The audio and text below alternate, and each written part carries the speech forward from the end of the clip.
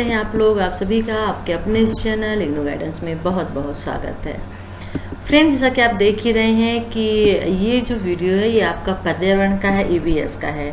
आप समझ गए होंगे कि हम आज आपके लिए क्या वीडियो लेके आए हैं। तो जी हाँ, आज हम डिस्कस करेंगे और आपको बताएंगे जो आपका एक मेन सब्जेक्ट अनिवार्य पाठ्यक्रम है BE 181 यानी पर्यावरण अध्ययन। तो क्योंकि आपको मालूम होना चाहिए कि आपका जो सब्जेक्ट है ये मल्टीपल चॉइस हो गया है, यानी अब जो इसमें क्वेश्चन आएंगे वो सिर्फ और सिर्फ MCQ बेस्ड आएंगे, यानी कि बहुविकल्पी प्रश्न इसमें पूछे जाएंगे। तो किसी भी चीज को पढ़ने के पहले यदि हम कहते हैं कि बहुविकल्पी प्रश्न भी यानी MCQ इसमें यदि पूछे जाएंगे तो उसकी थ्योरी को समझना बहुत जरूरी है। यानी जिस सब्जेक्ट से, जिस टॉपिक से रिलेटेड आप MCQ पढ़ेंगे तो कम से कम उसके लेसन को समझना जरूरी है। तो हम आपको आज बताएंगे कि कहाँ पे आपको ये वीडियो मिलेंगे कि सबसे पहले आप जो है लेसन को समझें, और इसमें वही कंटेंट है जो आपके बुक में भी है। ठीक है, तो ये ऑनलाइन प्रिपरेशन जो मेरा दूसरा चैनल है जिसे मैं हैंडल करती हूँ ये है, और यहाँ पे मैं ने बहुत सारे पर्यावरण के EVS के जो लेक्चर वीडियो अवेलेबल करवाए हैं, डले हुए हैं। जो आप देख रहे हैं यहाँ पे पर्यावरण के बहुत सारे वीडियो 22 वीडियो हैं। आप यहाँ पे देखिए 22 वीडियो यहाँ पे यानी 22 वीडियो डले हुए हैं। जैसे पहला वीडियो जो है ये इसमें चैप्टर 1 पर्यावरण क्या है एवं उसके तत्व और अंतः क्रियाएं उसकी क्या होती हैं। ठीक है, फिर इसी तरह से अगर हम दूसरे के अंतर्गत आ जाते हैं, इसी को थोड़ा सा हम देखते हैं तो आपके समझ में भी आएगा पर्यावरण क्या कहलाता है। ओके, देन इसके बाद आगे जब इसमें आप पढ़ेंगे तो देखिए पर्यावरण के तत्व कौन कौन से होते हैं। तो क्वेश्चन MCQ में पूछ सकता है कि पर्यावरण के तत्व कौन कौन से होते हैं। उसमें 4 ऑप्शन रहेंगे, 4 में 1 ऑप्शन सही रहेगा, जैसे भौतिक तत्व, ऊर्जा तत्व, जैव तत्व। एक MCQ और बन सकता है इससे कि पर्यावरण के भौतिक तत्व के अंतर्गत कौन कौन सी चीजें आती हैं। अब यहाँ पे देख रहे हैं कि धरातल, जलवायु, मृदा, जल, वायु, खनिज आता है। जैसे आपसे क्वेश्चन पूछ दिया कि भौतिक पर्यावरण के अंतर्गत कौन कौन सी चीजें आती हैं। अब यहाँ पे भौतिक पर्यावरण का पूछ रहा है, लेकिन ऑप्शन जो है वो आपका जैव तत्व का दे देगा। जैसे वनस्पति, जीव जंतु और एक ऊर्जा तत्व का प्रकाश दे दिया, वनस्पति दे दिया, जीव जंतु दे दिया और प्रकाश दे दिया। ठीक है, ये इतनी सारी चीजें आपको ऑप्शन में दे दी। कितनी दे दी यहाँ पे? 3 ऑप्शन में जैव तत्व, वनस्पतियां, जीव जंतु दे दिया, और एक जो तत्व है वो ले लेगा इनमें से भौतिक तत्व से, क्योंकि वो भौतिक तत्व का पूछ रहा है तो भौतिक तत्व से उसने वायु ले लिया। अब इनमें से जो आपके पास ये 4 ऑप्शन है, जैव तत्व, वनस्पतियां, जीव जंतु और वायु, इनमें से एक को सेलेक्ट करना होगा कि भौतिक तत्व के अंतर्गत क्या आता है। तो भाई वायु आता है, हम इसे सेलेक्ट करेंगे। तो जब तक आप इसकी थ्योरी नहीं पढ़ेंगे, जब तक आप लेसन नहीं पढ़ेंगे तो कैसे आप जान पाएंगे? ठीक है ना, कैसे आप जान पाएंगे? तो वेरी इंपॉर्टेंट होता है इस चीज को समझना और जानना। सॉरी, इसमें ब्रेक आ गया, मैं इसे अब दूसरा मैं ले लेती हूँ, या इसी को थोड़ा सा मैं स्किप कर देती हूँ ब्रेक को। अब आगे चलती हूँ। तो ये पर्यावरण के तत्व हो गए। जरूर आप ये देखिएगा एक बार, यदि आप इनको देख लेंगे इन वीडियो को तो बहुत अच्छे से आपका जो ये 181 का जो आपका सब्जेक्ट है BE 181 ये क्लियर हो जाएगा। फिर जैसे वायुमंडल, स्थल मंडल, जीव मंडल, जल मंडल। अब आप कहेंगे इसमें से क्या क्वेश्चन पूछ सकता है? ठीक है, क्वेश्चन तो आपके मन में उठ रहा होगा। तो भाई इनमें से क्वेश्चन ये पूछ लेगा कि स्थल मंडल के अंतर्गत कौन कौन सी चीजें आती हैं, या स्थल मंडल या फिर जल मंडल के अंतर्गत। जल मंडल में जैसे हिमनद, झील, नदी, सागर आते हैं। क्या आते हैं? जल मंडल में हिमनद, झील, नदी, सागर आते हैं। अब इनमें से मान लीजिए पर्वत दे दिया, क्वेश्चन होगा कि जलमंडल के अंतर्गत कौन सी चीजें आती हैं। तो पर्वत दे दिया, मैदान दे दिया, मरुस्थल दे दिया और हिमनद दे दिया। एक ऑप्शन इसमें से दे देगा।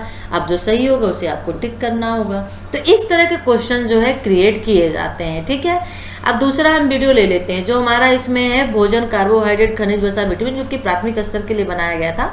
तो पर्यावरण में जनरली हम देखते हैं तो उसमें साइंस होती है, आप किस में भी है, आप भी इसमें पढ़ेंगे, लेकिन ये चीजें थोड़े कंटेंट इसमें कम है। आपके इसमें प्रदूषण के बारे में बहुत ज्यादा है, तो ये भी कंटेंट है, इसको भी थोड़ा सा माइंड में रखिएगा। अब जैसे यहाँ पे है मानव शरीर क्रिया, तो क्योंकि इसमें साइंस होता है पर्यावरण में जनरली, तो इसमें ये चीजें हैं। एक बार जरूर देखिए, ये आपके लिए वेरी इंपॉर्टेंट वीडियो बन जाता है जो मैं आपको बता रही हूँ। वो वीडियो आपका है ये वन्य जीव संरक्षण कानून परियोजना, वेरी वेरी इंपॉर्टेंट, और ये लेसन भी आपके इसमें है। ठीक है ना, तो अब इसमें से क्या आप पढ़ेंगे, इसमें एमसीक्यू भी मैंने बहुत सारे डाले हुए हैं, इनमें मैंने आपको समझाया भी है, जैसे वन्य जीव संरक्षण के कानून कौन कौन से बने हुए हैं, ठीक है। तो यहाँ पे कानून, आप वन्य जीव संरक्षण होता क्या है, अब ये देखिए यहाँ पे इतने सारे कानून है जो सरकार ने बनाए हैं वन्य जीव के लिए, ठीक है। तो इन वीडियो को आप जरूर एक बार वॉच करिएगा, देखिएगा, वेरी इंपॉर्टेंट ये वीडियो आपके लिए है, ठीक है। जब तक आप किसी भी चीज की थ्योरी नहीं पढ़ेंगे, लेसन को नहीं समझेंगे, तो कैसे आप उसके एमसीक्यू को सेलेक्ट कर पाएंगे। जैव मंडल आरक्षित क्षेत्र, जैसे यहाँ पे एक दिया हुआ है, आप यहाँ पे थोड़ा देखिए, मैं इसे पॉज कर देती हूँ। जैव मंडल आरक्षित क्षेत्र, अब जैव मंडल आरक्षित क्षेत्र क्या कहलाता है, क्वेश्चन ये पूछ दिया और नीचे बहुत सारे ऑप्शन दे देगा, तो उसमें आपको जो आंसर है टिक करना होगा। किसका उद्देश्य, संपूर्ण पारिस्थितिक तंत्र को सुरक्षित रखना होता है, ठीक है। संपूर्ण जो पारिस्थितिक तंत्र इकोसिस्टम होता है, इकोसिस्टम में बहुत सारी चीजें आती हैं, वन्य जीव जंतु पेड़ पौधे सभी चीजें आ जाती हैं, तो उन सभी को सुरक्षित करने के लिए जैव मंडल आरक्षित क्षेत्र जो है कानून बनाया गया है, यानी कि इस क्षेत्र में, इस आरक्षित क्षेत्र में सभी प्रकार की वनस्पतियों एवं जंतु समुदायों की सुरक्षा प्रदान की जाती है। Very very important. तो इस तरह के देखिए एमसीक्यू जो है बीच बीच से पूछे जाते हैं, क्योंकि आपकी जो बुक अभी है एमसीक्यू की तो आई नहीं है, आपकी जो बुक है वो क्वेश्चन आंसर वाली है। इस बार एमसीक्यू बेस्ड कर दिया तो आपको बुक ही पढ़ना पड़ेगा, और जो आपसे इस बार क्वेश्चन पूछे जाएंगे, जैसे पिछली बार बीएसएचएफ और एफएसटी के एमसीक्यू बेस्ड कर दिया गया था, उन लोगों के पास बुक थी क्वेश्चन आंसर की, तो फिर जो बुक था उसके बीच से ही जो है एमसीक्यू 100 बनाए गए थे। 100 एमसीक्यू आपके इसमें भी आएंगे और इसी बुक के बीच से ही बनाए जाएंगे, ठीक है। तो आप जब एक बार अपनी बुक को पढ़ेंगे, लेसन को पढ़ेंगे, तो बहुत सारी चीजें जो है क्या हो जाती हैं, क्लियर हो जाती हैं, ठीक है। फिर आगे जब आएंगे, जैव मंडल कार्यक्रम क्या है, इसकी शुरुआत कब हुई थी, ये भी है। पहला बायोस्फीयर रिजर्व नीलगिरी में 1986 में स्थापित किया गया था। वेरी वेरी इंपॉर्टेंट है, इसे जरूर आप देख लीजिएगा कि फर्स्ट वाइल्ड केयर, ये देखिए यहाँ पे देखिए आप, मैं इसीलिए आपको ये वीडियो दिखा रही हूँ, आप इन्हें जरूर देखिएगा कि देश में पहला बायोस्फीयर रिजर्व जो है वो कहाँ स्थापित और कब किया गया था। देखिए ये रिजर्व जो है नीलगिरी में 1986 में स्थापित किया गया था, biosphere reserve. Very very important है, देश का पहला, ठीक है। तो ये जरूर आप वीडियो देखिए, वॉच करिए, आपके लिए ये बहुत ही यूजफुल है। और इसके बाद जैसे हम वन्य जीव संरक्षण कानून परियोजना पढ़ रहे हैं, ओके, जैसे यहाँ पे है हिमाचल प्रदेश में पिन घाटी राष्ट्रीय पार्क। अब पिन घाटी राष्ट्रीय पार्क कहाँ स्थित है, ये क्वेश्चन पूछ दिया तो आप कैसे जवाब दे पाएंगे, तो भाई वो हिमाचल प्रदेश में है, ठीक है। जैसे शीत मरुस्थलीय आवास जो स्थल पिन घाटी राष्ट्रीय उद्यान है, उनमें कौन कौन से प्राणी होते हैं, तो हिम तेंदुआ, हिम भालू होते हैं। हिमाचल प्रदेश की कुल्लू घाटी में ग्रेट हिमालयन राष्ट्रीय उद्यान स्थित है, तो ग्रेट हिमालयन राष्ट्रीय उद्यान कहाँ स्थित है, तो हिमाचल प्रदेश की कुल्लू घाटी में स्थित है। अब यहाँ पे एक सरेबियाई जो आपका सारस होता है, आप लोग जानते हैं शीत ऋतु में बहुत आते हैं भारत में, ये किस उद्यान में पाए जाते हैं, तो ये जो है केवला देव का घाना राष्ट्रीय उद्यान है, यहाँ पे पाए जाते हैं। पक्षियों का स्वर्ग यानी केवला देव घाना राष्ट्रीय पार्क, तो पक्षियों का स्वर्ग किसे कहा जाता है, किस राष्ट्रीय उद्यान को कहा जाता है, तो केवला देव घाना राष्ट्रीय पार्क जो है उसको पक्षियों का स्वर्ग कहा जाता है। ऐसे तो एमसीक्यू पूछे जाते हैं, यही आपको पढ़ना है। यदि आप बुक पढ़ लेंगे तो आपको ज्यादा कुछ और पढ़ने समझने की जरूरत नहीं होगी, और फिर एमसीक्यू भी हम आपके लिए इसके बाद लेके आएंगे, ठीक है ना। फिर ब्लू माउंटेन राष्ट्रीय उद्यान मिजोरम में है, तो ब्लू माउंटेन राष्ट्रीय उद्यान कहाँ है, तो मिजोरम में है। नाल सरोवर पक्षी विहार कहाँ स्थित, तो गुजरात में है। भरतपुर पक्षी विहार को विश्व धरोहर क्षेत्र में घोषित किया गया है, तो विश्व धरोहर क्षेत्र में 1985 में किस पक्षी विहार को जो है शामिल किया गया, तो भरतपुर को किया गया। और विश्व का सर्वप्रथम बनने वाला राष्ट्रीय पार्क कौन सा, तो येलोस्टोन नेशनल पार्क है जो यूएसए में है, उसका नाम है येलोस्टोन राष्ट्रीय पार्क, उसको विश्व का सर्वप्रथम बनने वाला राष्ट्रीय पार्क कहा गया है, ठीक है। चलिए अब हम नेक्स्ट क्वेश्चन ले लेते हैं, जो हमारा नेक्स्ट वीडियो है। एक और है पर्यावरण वन जीव संरक्षण। अभी हमने कानून परियोजना पढ़ा था, अब इसमें से महत्वपूर्ण हम प्रश्न लेंगे यानी एमसीक्यू लेंगे। देखिए अब आ गया ना, अभी हमने आपको लेसन समझाया, अब लेसन के बाद हम आपके लिए एमसीक्यू लेके आ रहे हैं। इन वीडियो का जो लिंक है मैं डिस्क्रिप्शन बॉक्स पे दे दूंगी, तो वहां से आप इसको डाउनलोड कर लीजिएगा, ठीक है। चलिए जैसे ये है एमसीक्यू देख लीजिए, कोयला तथा खनिज तेल किस प्रकार के संसाधन है, अब आपको बताना है। चलिए साथ साथ में आप रिप्लाई भी देते रहिए कि कोयला तथा खनिज तेल किस प्रकार के संसाधन के अंतर्गत आते हैं। तो देखिए यहाँ पे अनव्य तथा नव्य या इनमें से कोई नहीं, तो मालूम होना चाहिए कि कोयला तथा जो खनिज तेल संसाधन होते हैं वो अनव्य संसाधन के अंतर्गत आते हैं, ठीक है। किसके अंतर्गत आते हैं, ओके, फिर इसी तरह से और भी क्वेश्चन है, आप इनको मैं आगे कर देती हूँ। मैं इन सभी का मैं प्ले लिस्ट का पूरा लिंक दे दूंगी, प्ले लिस्ट का पूरा लिंक दे दूंगी, तो आप वहां से उसको सभी वीडियोज आप वहां से प्ले लिस्ट में जाके देख सकते हैं। अब जैसे अगला क्वेश्चन है, मैं अभी आपको राष्ट्रीय पार्क के बारे में बता रही थी ना, तो निम्न में से कौन सा युग्म सही सुमेलित, अब सही बताना है। नोकरेक वन्य जीव विहार जो है वो कहाँ है, क्या असम में, सही आपको एक सेलेक्ट कर लेना है। दुधवा राष्ट्रीय उद्यान उत्तर प्रदेश, मानस राष्ट्रीय उद्यान राजस्थान, कंचनजंगा राष्ट्रीय उद्यान पांडिचेरी। अब इसमें सही क्या है आपको ये बताना है। तो देखिए इसमें जो सही आंसर होगा वो कौन सा, इसके लिए आपको जो है लेसन पढ़ना पड़ेगा। दुधवा राष्ट्रीय उद्यान जो है उत्तर प्रदेश में, सिर्फ एक ही सही है, बाकी सब जो है ये अलग है। चलिए मैं इनका आंसर आपको बता देती हूँ, क्योंकि इसमें मैंने बताया है, तो मैं अपनी आवाज बंद करती हूँ और इसकी आवाज ऑन कर देती हूँ वीडियो की, ठीक है ना। और कंचनजंगा राष्ट्रीय उद्यान जो है ये हिमालय में है। नोकरेक जो वन्य जीव विहार है ये आपका मेघालय में है, ठीक है ना। और कंचनजंगा राष्ट्रीय उद्यान जो है ये हिमालय में है, ठीक है। और मानस राष्ट्रीय उद्यान आप देख लीजिएगा, इनमें कौन सा। तो देखिए हमने आपको इसमें जो ऑप्शन है उनमें से भी मैंने आपको बता दिया, ठीक है, कि कौन कहाँ हो सकता है। तो इसी तरह से ये वीडियो आपके पास हो गया, बहुत यूजफुली वीडियो है, प्लीज इसे देख लीजिएगा। यहाँ पे दिवस के बारे में बताया गया है, तो ये भी आप देख लीजिएगा कौन सा दिवस कब मनाया जाता है, सुमेलित करना है। विश्व जैव विविधता दिवस वेरी इंपॉर्टेंट है, आप पर्यावरण पढ़ रहे हैं और इनके बारे में पक्षी दिवस, वानिकी दिवस, जल दिवस, विविधता दिवस न जाने तो कैसे हो सकता है। ओके, फिर चलिए ये तो हमारा हो गया वन्य जीव संरक्षण के, हमने इम्पोर्टेंट क्या लिए हैं, एमसीक्यू लिए हैं, है ना। अब चलिए हम आगे की ओर बढ़ते हैं। जैव विविधता आपके इसमें भी ये भी लेसन है, सभी लेसन है, क्योंकि आप पर्यावरण पढ़ रहे हैं। जनरली पर्यावरण के जो कंटेंट होते हैं वो सेम से होते हैं। तो इसमें अब जैव विविधता के बारे में आप पढ़ेंगे, इंपॉर्टेंट एमसीक्यू है। बायोडाइवर्सिटी इन इंडिया के लेखक कौन है, देश का पहला बायोडीजल संयंत्र लगाया गया, कहाँ लगाया गया। इसमें ब्रेक आ गया है बीच में, ये निकल जाए तो फिर स्किप करके इसे हम बताते हैं, ठीक है। ओके, फिर देखिए तमिलनाडु में बायोडीजल संयंत्र लगाया गया, देश का पहला, ठीक है। तो इस तरह से एमसीक्यू आपको यहाँ पे पर्यावरण के मिल रहे हैं, ठीक है ना। तो ये आपको वॉच करना होगा, ठीक है। इसी तरह से ये हो गया जैव विविधता का हो गया, ठीक है। बहुत जो है सभी महत्वपूर्ण क्वेश्चन है।